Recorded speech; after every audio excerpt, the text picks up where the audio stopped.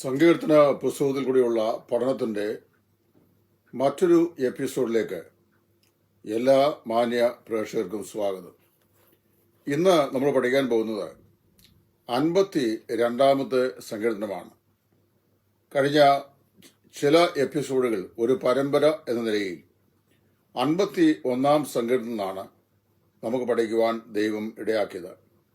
ഇന്ന് 52ാം സങ്കീർത്തനം പഠിക്കുമ്പോൾ ഈ 52ാം സങ്കീർത്തനം ഞാൻ ഒന്ന് വായിച്ച് കേൾപ്പിക്കാം.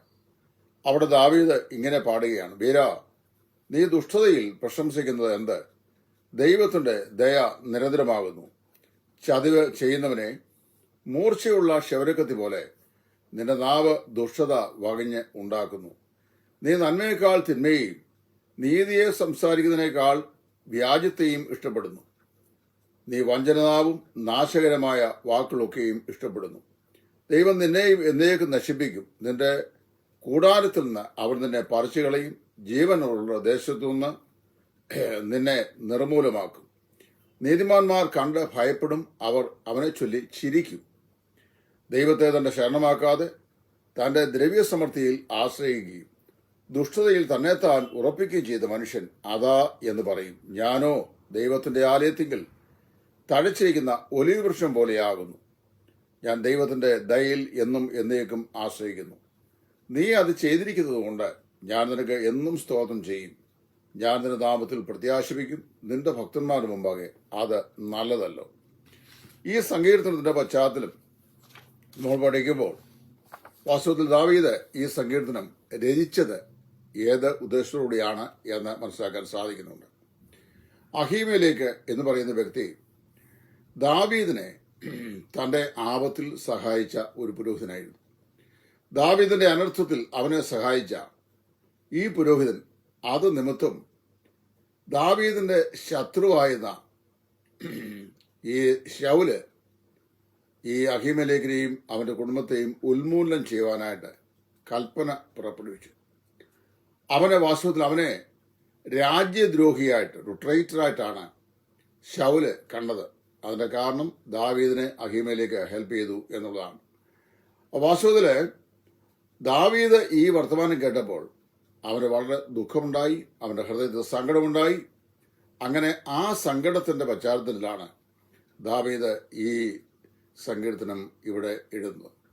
52ാമത്തെ സങ്കീർത്തനത്തിൽ വാസ്തവത്തില് ഈ ദുഷ്ടനായ ഒരു മനുഷ്യന്റെ, അതായത് ദോഷം നിരൂപിക്കുന്ന, ഇച്ഛിക്കുന്ന ഒരു മനുഷ്യന്റെ 3 വിധത്തിലുള്ള കാഴ്ചപ്പാടുകളെ ദാവീദ് ഇവിടെ അക്കമിട്ട് എണ്ണി പറയുന്നു. ഒന്നാമതായി പറയുന്നത് അതിന്റെ 1 മുതൽ 4 വരെയുള്ള വാക്യങ്ങളാണ്. 1 മുതൽ 4 വരെയുള്ള വാക്യങ്ങൾ പഠിക്കുമ്പോൾ ഡേവിഡ് ഡിസ്ക്രൈബ്സ് ദ ട്രച്ചറസ് മാൻ. ദുഷ്ടനായ മനുഷ്യനെ കുറിച്ച് ദാവീദ് വിവരിക്കുകയാണ്. ഈ ട്രച്ചറസ് ആയിട്ടുള്ള ദുഷ്ടനായ മനുഷ്യനെ, വക്രത നിരൂപിക്കുന്ന, അനർത്ഥം അത് ആഗ്രഹിക്കുന്ന, വഷത്വം പ്രവർത്തിക്കുന്ന ദുഷ്ടനായ മനുഷ്യൻ, അവനെ വീരാതി ദുഷ്ടതയിൽ പ്രശംസിക്കുന്നത് എന്ത്? ചതിവ് ചെയ്യുന്നവനെ നിന്റെ നാവ് മൂർച്ചയുള്ള ക്ഷൗരക്കത്തി പോലെ ദുഷ്ടത വകഞ്ഞുണ്ടാക്കുന്നു എന്ന് ദാവീദ് പറയുന്നു. വാസ്തവത്തിലൂടെ ദോയേഗ് എന്ന് പറയുന്ന ആള് യേശാവിന്റെ വംശാവലിൽപ്പെട്ട, അവന്റെ പിൻഗാമികളിൽപ്പെട്ട ഒരു വ്യക്തിയാണ്. യേശാവ് അവന്റെ സന്താനങ്ങളും ദൈവത്തിന് ജനമായ ഇസ്രായേലിന്റെ യഹൂദന്മാരുടെ ഏറ്റവും വലിയ ശത്രുക്കളായി വർദ്ധിച്ചിട്ടുള്ള ആളുകളാണ്. അവൻ വളരെ കരുത്തനും വളരെ സമ്പന്നനും വളരെ പ്രതാപശാലി ആയിരുന്നെങ്കിലും അവന്റെ പ്രതാപത്തിന്റെയും സമ്പന്നതയുടെയും ഉറവിടം ദൈവം ആയിരുന്നില്ല. ദൈവത്തിൽ അവൻ ആഗ്രഹിച്ചില്ല. ഒരു പക്ഷെങ്കിൽ അവർ പ്രോസലേറ്റ് ആയിരുന്നിരിക്കാൻ സാധ്യതയുണ്ട്. ഏതായാലും നാം വായിക്കുന്നു, ഈ ദോയേഗ് എന്ന് പറയുന്ന ആള് അദ്ദേഹം വളരെയധികം പ്രശംസിക്കുന്നവനും സ്വയം പ്രശംസിക്കുന്നവനും ദൈവത്തിന്റെ ദാസനോട് മത്സരിക്കുന്നവനും, അതുപോലെ അവന് തിന്മയെ നന്മയേക്കാൾ അധികം പ്രിയപ്പെടുന്നവനുമായ ഒരു വ്യക്തിയായിരുന്നു. സ്വയപ്രശംസ, ഞാൻ എല്ലാവരെക്കാളും ഊനമില്ലാത്തവനാണ്, മറ്റുള്ള സകല ആളുകളും കുഴപ്പക്കാരാണ് എന്ന് ചിന്തിക്കുകയും പറയുകയും ചെയ്യുന്നവൻ. 2, അവന് മറ്റുള്ളവരോട് എപ്പോഴും കലഹിക്കുന്ന സ്വഭാവമുള്ളവൻ. 3, നന്മയേക്കാൾ തിന്മയെ പ്രിയപ്പെടുന്നവൻ. ഇങ്ങനെയുള്ള ഒരു വ്യക്തിയായിരുന്നു ഈ ദോയേഗ്. വാസ്തവത്തില് നന്മയേക്കാൾ തിന്മയെ പ്രിയപ്പെടുക എന്ന് പറയുന്നത് ഏറ്റവും അപകടകരമായ ഒരു സ്വഭാവ സവിശേഷതയാണ്. തെസ്സലോനിക്കർ എഴുതിയ 2-ാം ലേഖനം 2:11, വെളിപ്പാട് 22:15 ഈ വാക്യങ്ങളിലൊക്കെ അതിന്റെ വിശദീകരണം നമുക്ക് കാണാൻ സാധിക്കും. അവൻ വാസ്തവത്തിൽ എന്ത് ചെയ്യാമെന്നറിയാമോ? ഈ തെറ്റായ ഉദ്ദേശത്തോടെ സത്യവിരുദ്ധമായ കാര്യങ്ങളെ പ്രസ്താവിക്കുകയും പ്രചരിപ്പിക്കുകയും ചെയ്യായിരുന്നു. ഇതായിരുന്നു അവന്റെ പ്രത്യേകത. അപ്പോൾ അവനെ കുറിച്ച് ദുഷ്ടനായ ഒരു മനുഷ്യന്റെ 3 കാഴ്ചപ്പാടിൽ ഒന്നാമത് പറയുന്നത് അവൻ ആരാകുന്നു? അവന് വളരെ ദുഷ്ടത പ്രവർത്തിക്കുന്ന വ്യക്തിയാകുന്നു. 2, David describes A righteous judge, നീതിമാനായ ഒരു ന്യായാധിപനെ കുറിച്ച് ദാവീദ് 2 മുതൽ 7 വരെയുള്ള വാക്യങ്ങളിൽ പ്രഖ്യാപിക്കുന്നു. ദുഷ്ടനായ മനുഷ്യൻ ദോഷം നീതിമാൻ വിരോധമായി നിരൂപിക്കുമ്പോൾ നീതിമാനായി സിംഹാസനം കൊണ്ട് അവന് വേണ്ടി നീതി നിർവഹിക്കുന്ന നീതിമാനായ ഒരു വ്യക്തിയെ സംബന്ധിച്ച് പറയുന്നു. 2 മുതൽ 7 വാക്കിൽ ദൈവം എന്ത് ചെയ്യും? ഈ ദുഷ്ടനായ മനുഷ്യന്റെ ദുഷ്ടതയെ നശിപ്പിക്കുകയും വേരോടെ അവനെ പിഴുതുകളയുകയും ചെയ്യും എന്നാണ് പറയുന്നത്. വാസ്തവത്തിൽ അവൻ ജീവിക്കുന്ന ദേശത്ത് വേരോടെ അവനെ പിഴുതുകളയും. മറ്റൊരു സംഗീതത്തിൽ ദാവീദ് പറഞ്ഞിട്ടുണ്ട്, ദുഷ്ടൻ സ്വദേശികമായ പച്ചവൃക്ഷം പോലെ തഴയ്ക്കുന്നത് ഞാൻ കണ്ടു, പിന്നത്തേതിൽ ഞാൻ ആ വഴിയായി പോകുമ്പോൾ അവനെ കണ്ടില്ല. ഇത് വാസ്തവത്തിൽ ദുഷ്ടന്മാർക്ക് സ്വയാശ്രയക്കാരുടെ ഗതിയാകുന്നു എന്ന് നമ്മൾ വായിക്കുന്നുണ്ട്. വാസ്തവത്തില് ദൈവത്തിൽ ആശ്രയിക്കാതെ തങ്ങളിൽ തന്നെ ആശ്രയിക്കുന്ന ഏവനെയും ദൈവം തമ്പുരാൻ പിഴുതുകളയും എന്നാണ് ഈ ഭാഗത്ത് ദാവീദ് പറയുന്നത്. 3ാമത് ദാവീദ് വിവരിക്കുന്നത്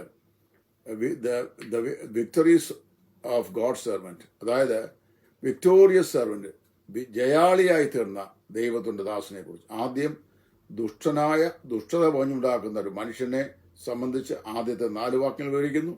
2 മുതൽ 7 വരെ നീതിമാനായ ന്യായാധിപനായ കർത്താവിനെ കുറിച്ച് വിവരിക്കുന്നു.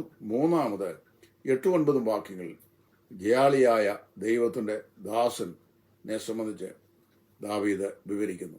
അവിടെ വായിക്കുമ്പോൾ അവൻ പറയാണ്, ഞാനോ ദൈവത്തിന്റെ ആലയത്തിൽ തടിച്ചിരിക്കുന്ന ഒലിവൃക്ഷം പോലെയാകും.